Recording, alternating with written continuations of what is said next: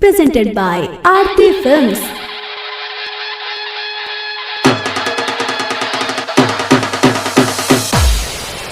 एक ना एक दिन पछताओगे, कब तक सच को झुटलाओगे। एक ना एक दिन पछताओगे, कब तक सच को झुटलाओगे। हजारों सर कटने के बाद ठानी है तुमने जिद कैसी। ये रामलला की भूमि है, ये रामलला की भूमि है। अयोध्या में मस्जिद कैसी, अयोध्या में मस्जिद कैसी। अब तो मंदिर बनवाएंगे, अब तो झंडा लहराएंगे। अब तो मंदिर बनवाएंगे, अब तो झंडा लहराएंगे। जब रामलला ही बेघर है, जब रामलला ही बेघर है, हिंदू आंखों में निद कैसी।